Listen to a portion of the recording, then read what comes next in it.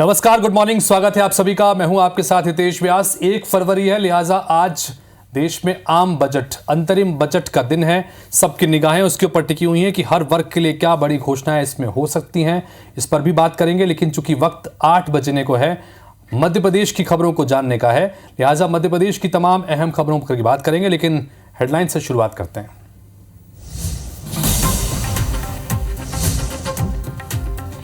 CM doctor Mohan Yadav का मुरैना दौरा, 100 करोड़ से ज्यादा के विकास कार्यों का करेंगे भूमि पूजन और शिलान्यास।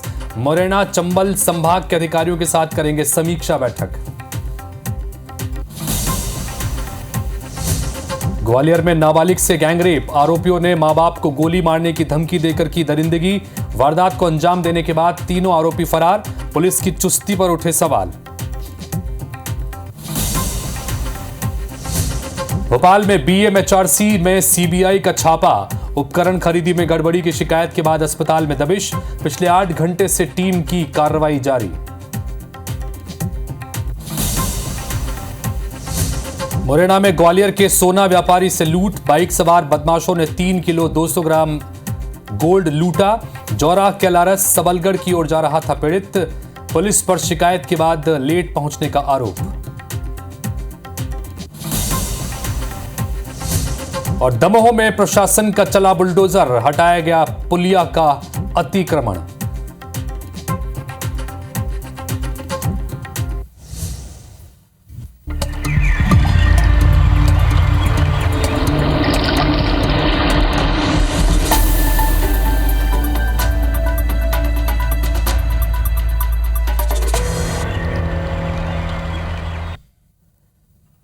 हेडलाइंस के बाद खबरें विस्तार से देखते हैं और सबसे पहले बात करते हैं, जैसा हमने शुरुआत में कहा कि आज संसद में अंतरिम बजट पेश किया जाना है। वित्त वर्ष 2024-25 के लिए अंतरिम बजट पेश होगा। वित्त मंत्री निर्मला सीतारमण वित्त मंत्री के रूप में अपना पहला अंतरिम बजट पेश करने जा रही हैं। उसके अलावा ये उनका लगातार 6ठा बजट भी होगा। तो आज बड़ा महत्वपूर्ण दिन, चूंकि लोकसभा चुनाव नजदीक है, इसलिए माना जा रहा है कि इस अंतरिम बजट में कई लोक लुभावन घोषणाएं हो सकती हैं। बजट से आम आदमी को बड़ी उम्मीदें हैं। सुबह 8:15 बजे के आसपास सेशन होगा, यानी कि अब से थोड़ी देर बाद 8:45 पर वित्त मंत्री निर्मला सीतारमण राष्ट्रपति द्रौपदी मुर्मू से मुलाकात करेंगी। 9:15 बजे वो संसद पहुंचेंगी। 10 बजे कैबिनेट की मीटिंग होगी। वित्त मंत्री सुबह 11 बजे बजट पेश करेंगी। बजट सत्र 9 फरवरी तक चलने जा रहा है। लोकसभा चुनाव के बाद नई सरकार इसके बाद पूर्ण बजट पेश करेगी। चूंकि चुनाव में अभी समय कम है, लिहाजा अंतरिम बजट पेश होता है। ये अंतरिम बजट अगले 2-3 महीने, जब तक का समय बचा हुआ है, तब तक सरकार को तमाम अलग अलग मदों में खर्चों की अनुमति देता है। लिहाजा ये अंतरिम बजट, लेकिन चूंकि जैसा हम बता रहे हैं कि लोकसभा चुनाव है, ऐसे में इस अंतरिम बजट में कई महत्वपूर्ण बड़े घोषणाएं हो सकती हैं। जैसे कि 2019 में जिस मोदी कार्यकाल के पहले कार्यकाल का जो आखिरी बजट था, जो अंतरिम बजट था, उसमें भी देखें कि कई महत्वपूर्ण घोषणाएं उस बजट में भी की गई थी। लिहाजा पूरी उम्मीद है कि आज भी जब निर्मला सीतारमण का पिटारा खुलेगा अंतरिम बजट के लिए, तो अलग अलग वर्गों के लिए कुछ बड़ी घोषणाएं हो सकती हैं।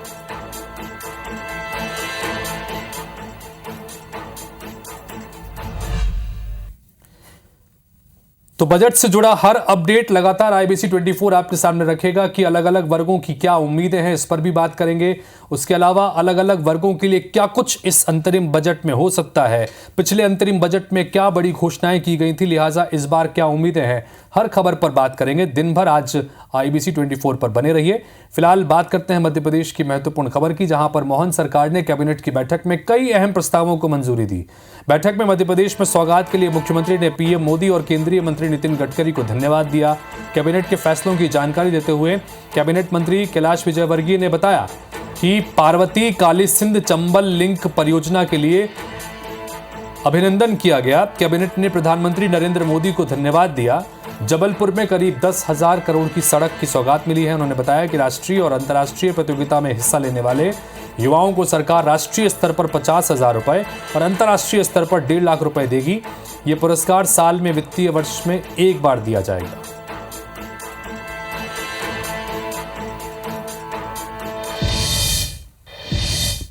जितने भी लोग हैं जो अगर राष्ट्रीय व अंतर्राष्ट्रीय स्पर्धाओं में भाग लेना चाहते हैं, तो उन्हें अगर राष्ट्रीय इसमें लेना है तो 50,000 रुपये तक की प्रतिपूर्ति सरकार देगी।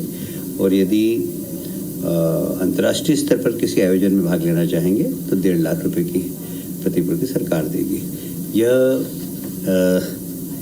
स्टार्टअप साल में एक वित्तीय वर्ष में एक बार दिया जाएगा, वो पूरे उनके कार्यकाल में 2 बार से अधिक नहीं दिया जाएगा। तो मोहन कैबिनेट में कई महत्वपूर्ण फैसले किए गए, लेकिन महंगाई भत्ते की घोषणा नहीं हुई। इसको लेकर प्रदेश के 12 लाख पेंशनर्स और कर्मचारियों को में नाराजगी है, जिससे नाराज कर्मचारी संगठनों ने सरकार को घोषणा करने के लिए 9 फरवरी तक का अल्टीमेटम दिया है और ऐसा नहीं होने पर 9 फरवरी से आंदोलन की चेतावनी दे दी है, जिसको लेकर सियासत भी शुरू हो गई है। पूर्व मुख्यमंत्री कमलनाथ ने एक्स पर पोस्ट लिखा कि मध्य प्रदेश के सरकारी कर्मचारी लंबे समय से केंद्र के बराबर 46% महंगाई भत्ता देने की मांग कर रहे हैं। मैं उनकी मांग का समर्थन करता हूं। उन्होंने सरकार से अनुरोध करते हुए लिखा कि सरकारी कर्मचारियों के साथ छलावा करने की बजाय सरकार कर्मचारियों को उनका अधिकार दे और 46% महंगाई भत्ता देना सुनिश्चित करे। वहीं बीजेपी ने दावा किया है कि कांग्रेस कर्मचारियों को बरगलाने की कोशिश न करे। बीजेपी सरकार अपने वादे के मुताबिक कर्मचारियों को राहत जरूर देगी। मध्य प्रदेश के कर्मचारियों को आज भी कैबिनेट बैठक में महंगाई भत्ता और महंगाई राहत की घोषणा न होने से प्रदेश के कर्मचारी दुखी हुए। यदि सरकार ने 10 दिवस के अंदर महंगाई भत्ता देने का निर्णय नहीं लिया तो प्रदेश के कर्मचारी आंदोलन के रास्ते में होंगे और धरना देंगे भोपाल में और मुख्यमंत्री को ज्ञापन सौंपेंगे। कमलनाथ जी जो मांग कर रहे हैं वो आज जनता की मांग है, कर्मचारियों की मांग है। कर्मचारियों के साथ जो लगातार ज्यादती हो रही है, उनके एरियर्स नहीं दिए जा रहे हैं, उनका जो है डीए जो वादे किए गए वो नहीं पूरे किए जा रहे हैं। सब्र करिए, एक एक संकल्प, एक एक वादा मोदी जी की एक गारंटी पूरी होगी। जरा इंतजार तो करिए, जो कहा है वो पूरा होगा। कर्मचारियों को महंगाई भत्ता भी मिलेगा, गेहूं पे समर्थन मूल्य भी बड़ा मिलेगा। इधर मध्य प्रदेश में आज मुख्यमंत्री डॉक्टर मोहन यादव के कार्यक्रमों की बात करें तो मुरैना और ग्वालियर के दौरे पर आज सीएम रहने वाले हैं। मुरैना कलेक्ट्रेट में संभागीय समीक्षा बैठक वो लेंगे। कानून व्यवस्था और विकास कार्यों के संबंध में बैठक ली जाएगी। तर अहमदाबाद ग्वालियर फ्लाइट का भी आज उद्घाटन करने जा रहे हैं। वीडियो कॉन्फ्रेंसिंग के जरिए ये उद्घाटन सीएम करेंगे। मुरैना में जन आभार यात्रा में भी शामिल होंगे। मुरैना में ही रोजगार दिवस कार्यक्रम में भी आज शामिल होंगे सीएम और पीएम उज्ज्वला योजना की अनुदान राशि ट्रांसफर करेंगे। 118.09 करोड़ रुपए की राशि ट्रांसफर की जाएगी।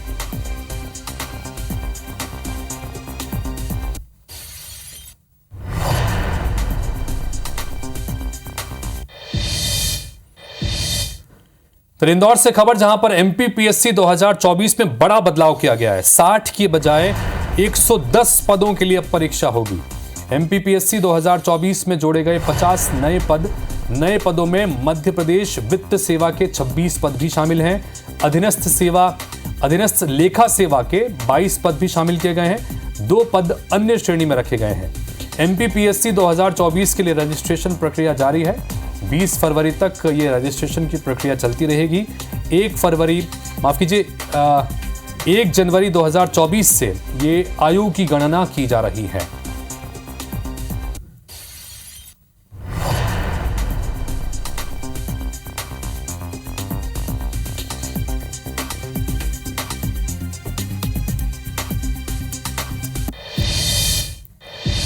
तो ग्वालियर से बड़ी खबर मिली जहां पर निर्मल वाटिका में कल देर रात आग लग गई। रसोई घर में आग लगी। दरअसल बारात निकल रही थी और बारात जब पहुंची तो आतिशबाजी की गई और आतिशबाजी की चिंगारी से आग भड़क उठी, जिसने बड़ा रूप अख्तियार कर लिया। इसके बाद 2 दमकल की गाड़ियों को मौके पर बुलाया गया आग पर काबू पाने के लिए। कोटेश्वर मंदिर के पास में यह निर्मल वाटिका बताई जा रही है, जहां पर शादी ब्याह के कार्यक्रम होते हैं। अब शामियाना भी लगा हुआ देख रहे हैं। तभी बारात जब यहां पर पहुंची तो आतिशबाजी जब की जा रही थी तो आतिशबाजी की चिंगारी से रसोई में आग भड़क उठी और उसके बाद आग ने विकराल रूप अख्तियार कर लिया।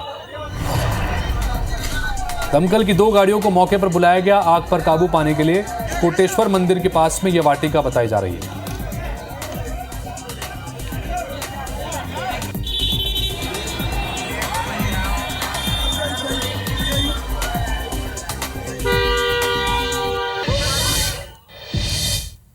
भोपाल से खबर जहां पर बीएमएचआरसी में सीबीआई की रेड पड़ी है। सीबीआई को कई अहम दस्तावेज मिले हैं।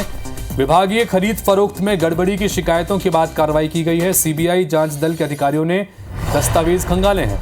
डायरेक्टर कक्ष से दस्तावेज बरामद किए गए हैं। BMHRC के अधिकारियों के घर पर भी छापा मारा गया है।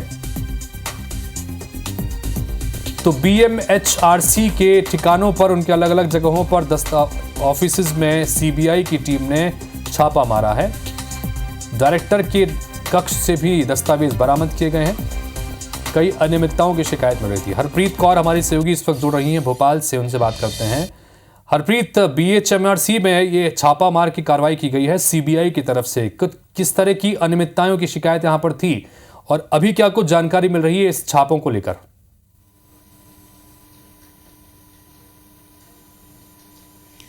देखिए, भोपाल गैस कांड के पीड़ितों और आम आदमी के लिए बनाया गया Bhopal memorial and research centre में CBI ने छापा मारा है। CBI की करीबन 15 से 18 अधिकारियों की टीम इस हॉस्पिटल में पहुंची है। दरअसल यहां पे उपकरणों की खरीद फरोख्त, भर्ती और इसके साथ ही टेंडर प्रक्रिया में लगातार शिकायतें मिली थी, जिसके बाद इस टीम ने यहां पर पहुंचकर छानबीन की है। करीबन 100 से ज़्यादा कर्मचारियों को बाहर ही रोक लिया गया था। तमाम अधिकारियों के जो कक्ष हैं, जिसमें चाहे संचालक हो या फिर अन्य अधिकारी हो, उसमें दस्तावेज CBI ने खंगाले हैं।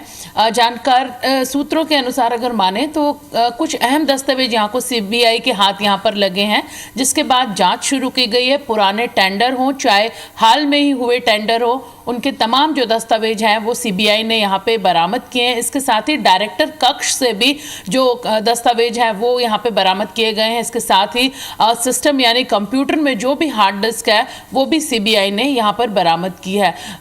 मरीजों को किसी तरह की असुविधा ना हो, इसको भी यहाँ पर बहुत ध्यान रखा और इसके चलते जो डायरेक्टर कक्ष है उसमें CBI ने बैठकर लोगों से, जो अधिकारी कर्मचारी हैं, उनसे पूछताछ की। इसके साथ ही बताया जा रहा है कि कुछ अधिकारियों के घर पर भी CBI ने छापा मारा है। उनके घरों से भी कुछ दस्तावेज यहाँ पर बरामद किए हैं। तो कुल मिलाकर 3 बड़े मामले हैं, जिसमें उपकरण खरीद फरोख्त, इसके साथ ही टेंडर प्रक्रिया और भर्ती प्रक्रिया में हुई अनियमितताओं को लेकर CBI ने ये छापा मारा है। जी, तो BMHRC के अधिकारियों की तरफ से हरप्रीत क्या कोई रिएक्शन इस मसले को लेकर आया है? चूंकि अनियमितताएं कई लेवल पर थी, अलग अलग लेवल जैसा कि आप बता रही हैं, उसको लेकर छापा मारा गया है।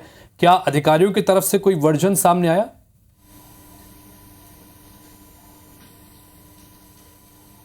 देखिए, अधिकारियों ने सामने आकर मीडिया से बात नहीं की है, क्योंकि CBI की रेड लगातार जारी है। ऐसे में अधिकारी मीडिया के सामने नहीं आए हैं, लेकिन फ़ोन पर हुई बातचीत में उन्होंने कहा है कि CBI की ये रूटीन जांच है।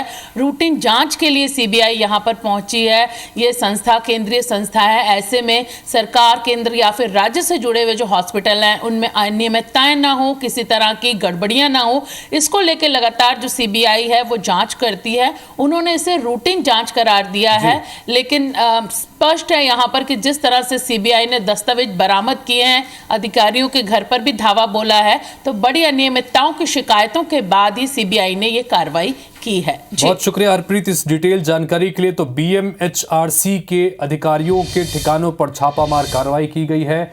CBI की तरफ से ये छापामार कार्रवाई की गई है और खरीद फरोख्त जो की गई थी, उस खरीद बिक्री में कई तरह की अनियमितताओं की शिकायत के बाद कार्रवाई हुई है।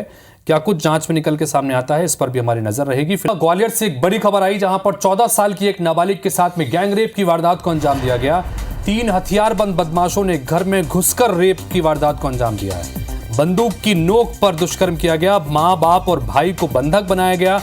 माँ बाप को गोली मारने की धमकी दी गई और 14 साल की मासूम के साथ में रेप किया गया। वारदात को अंजाम देने के बाद तीनों आरोपी फरार हो गए। घटना की सूचना मिलने के बाद पुलिस मौके पर पहुंची है। भंवरपुरा थाना क्षेत्र की घटना बताई जा रही है। आरोपियों की तलाश अब भी जारी है। तो ग्वालियर से ये सनसनीखेज खबर, जहां पर घर में घुसकर बंदूक की नोक पर माँ बाप और भाई को बंधक बनाकर एक 14 साल की नाबालिग के साथ में गैंगरेप की वारदात को अंजाम दिया गया।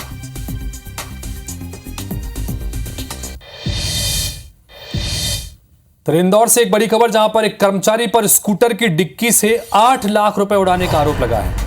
स्कूटी ले जाते हुए सीसीटीवी में बकायदा कर्मचारी कैद भी हुआ है। फैक्ट्री मालिक की स्कूटी से कर्मचारी ने रुपए निकाले। स्कूटी में 8 लाख रुपए लेकर दरअसल मालिक आया था। चाय के बहाने गाड़ी लेकर ये कर्मचारी गया था। गांधीनगर थाने में शिकायत दर्ज की गई है। अंशुल मुकाती हमारे सहयोगी फोन लाइन पर जुड़ रहे हैं, उनसे बात करते हैं। अंशुल, सीसीटीवी फुटेज में नजर आ रहा है कि कर्मचारी बकायदा स्कूटी लेकर जाता नजर आ रहा है, लेकिन आरोप यह है कि इस स्कूटी में 8 लाख रुपए रखे हुए थे। क्या कुछ जानकारी?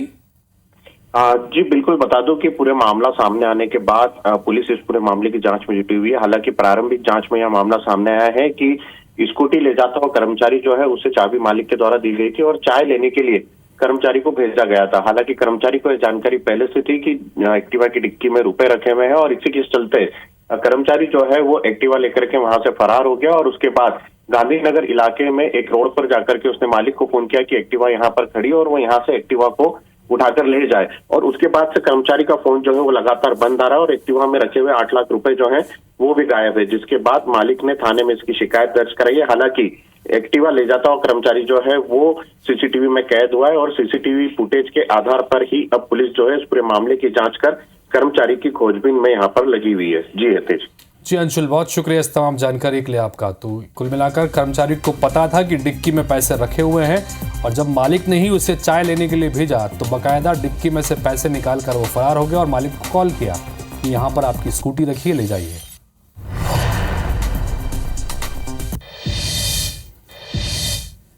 मुरैना से खबर, जहां पर ग्वालियर के सोना व्यापारी से लूट की वारदात को अंजाम दिया गया। 3 किलो 200 ग्राम सोना लूटकर बदमाश भाग निकले। बाइक सवार बदमाशों ने इस घटना को अंजाम दिया है। जौरा केलारस सबलगढ़ की ओर दरअसल ये पीड़ित जा रहा था और सोना लेकर ये जा रहा था, मैनेजर बताया जा रहा है और ड्राइवर भी साथ में था। सूचना के बाद भी 1 घंटे के बाद पुलिस की टीम पहुंची। बागचीनी थाने के नेशनल हाईवे 552 की घटना है। साइबर पुलिस आरोपियों की तलाश में जुटी हुई है, लेकिन गंभीर बात यह है कि पुलिस को जब सूचना दी गई तो सूचना के भी 1 घंटे बाद पुलिस वहां पर पहुंची।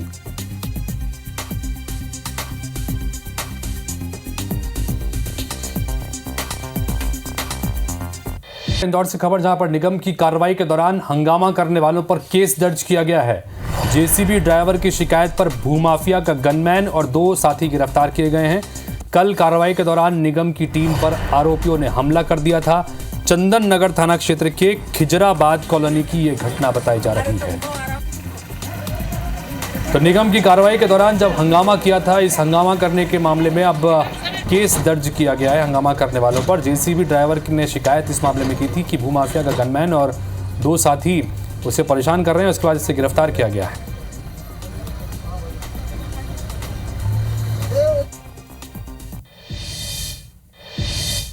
दमोह जिले की पथरिया विधानसभा की पूर्व विधायक रामबाई को जबलपुर की एमपी एमएलए कोर्ट ने 2 मामलों में 3-3 महीने और 5 दूसरे दोषियों को 3 महीने कैद की सजा सुनाई है।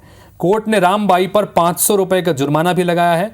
पहला मामला साल 2022 का है। उस वक्त दमोह के तत्कालीन कलेक्टर एस कृष्ण चैतन्य से बदसलूकी उन्होंने की थी। घटना का वीडियो सोशल मीडिया में वायरल हुआ था। कलेक्टर ने रामबाई के खिलाफ शिकायत दर्ज कराई थी। वहीं दूसरे मामले में उन पर पार्टी कार्यालय में चोरी की बिजली से आटा चक्की चलाने और विद्युत मंडल के कर्मचारी से बदसलूकी करने का आरोप था। पुलिस ने दोनों मामलों में रामबाई को दोषी मानते हुए सजा सुनाई है। उसमें तत्कालीन कलेक्टर थे श्री एस कृष्ण चैतन्य जी। तो रमाबाई विधायक ने उनके साथ कॉरिडोर में बदतमीजी करी थी और गाली गलौज कर शासकीय कार्य में बाधा डाली थी। एमएलए स्पेशल कोर्ट जबलपुर ने आज उस मामले को सही पाते हुए अभिजन के तर्कों से सहमत होते हुए दंडादेश पारित किया है, जिसमें रामबाई से परिहार जो पूर्व विधायक हैं उनको 3-3 माह की कारावास और जुर्माने से दंडित किया है। तो गुड मॉर्निंग मध्य प्रदेश में आप मध्य प्रदेश से जुड़ी अहम खबरें इस वक्त आप देख रहे थे। ब्रेक के लिए यहाँ पर रुक रहे हैं। ब्रेक के बाद जब लौटेंगे तो देखिए गुड मॉर्निंग छत्तीसगढ़।